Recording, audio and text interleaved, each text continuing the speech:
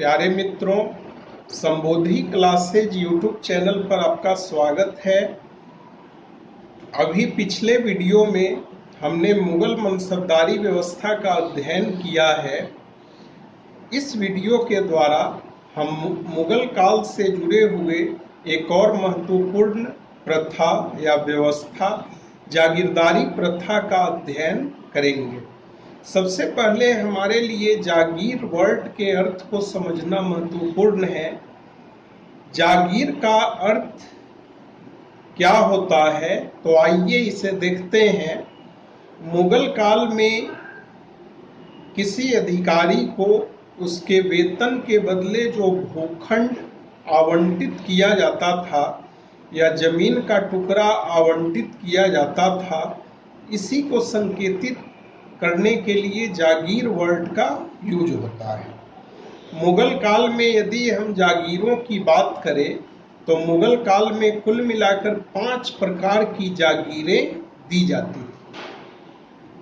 अधिकारियों को वेतन के रूप में जो जागीर दिया जाता था उसे जागीर ए तनख्वाह कहा जाता था।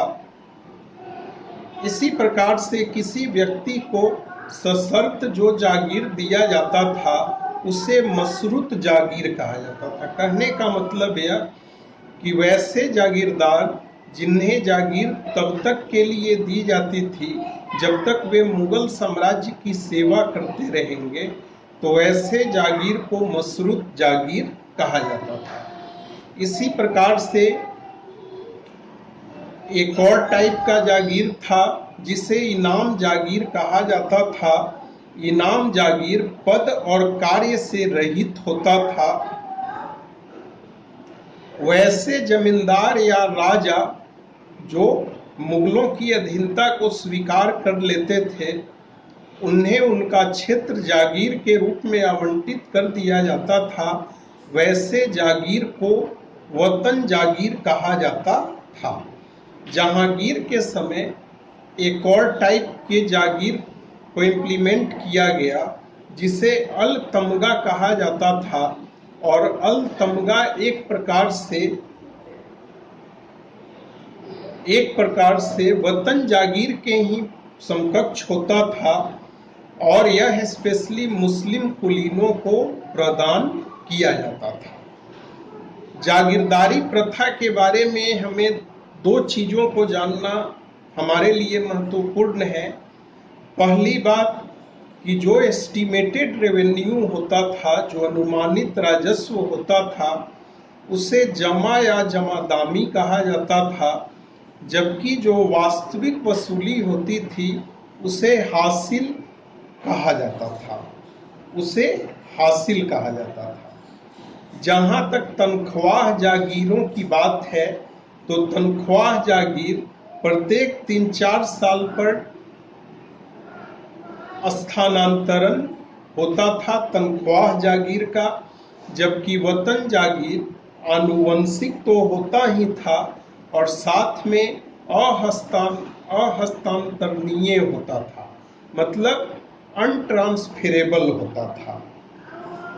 यदि किसी जागीर में वास्तविक वसूली मतलब हासिल 50% होता था या आधा होता था, तो वैसे जागीर को सिसमाहा जागीर कहा जाता था। कहने का मतलब यह कि यदि अनुमानित राजस्व 100 रुपये है जबकि वास्तविक वसूली 50 रुपये हो रही है, तो ऐसे जागीर को सिसमाहा जागीर कहा जाता था।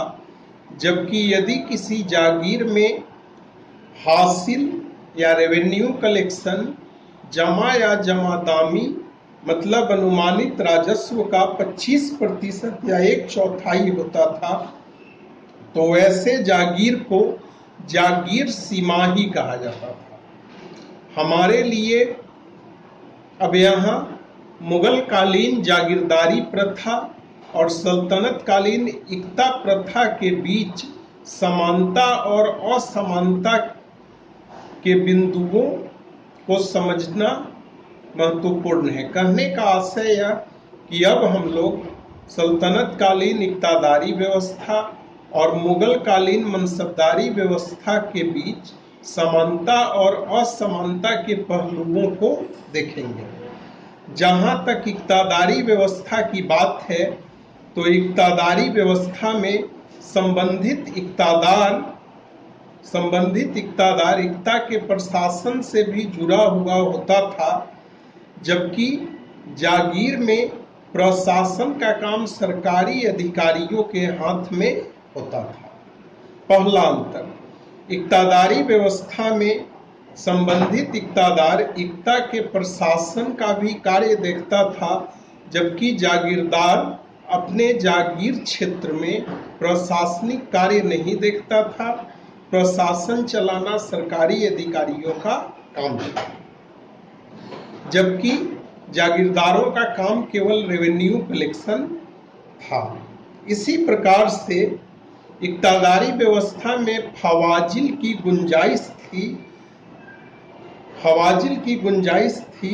फवाजिल अतिरिक्त रकम को कहा जाता था। कहने का आशय यह कि इक्तादार जितनी वसूली करता था, वसूली करने के बाद वह पूरे प्रशासनिक खर्चे का वहन करता था, और जो रेस्ट अमाउंट बचता था उसी को फवाजिल कहा जाता था।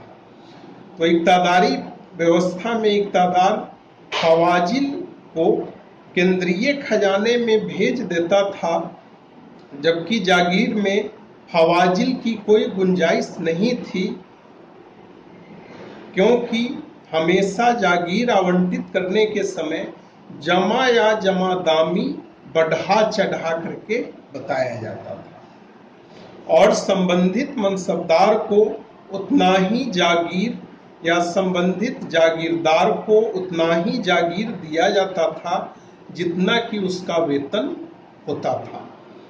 तो प्यारे मित्रों, इस वीडियो में हम लोगों ने मुगल कालीन जागीरदारी व्यवस्था का अध्ययन किया। यदि आपको यह वीडियो पसंद आए तो आप अपने इस चैनल को सब्सक्राइब कर दें, वीडियो को लाइक करें, वीडियो के कमेंट बॉक्स में कमेंट करें और अपने मित्रों के बीच शेयर करें। आप लोगों का बहुत बहुत धन्यवाद।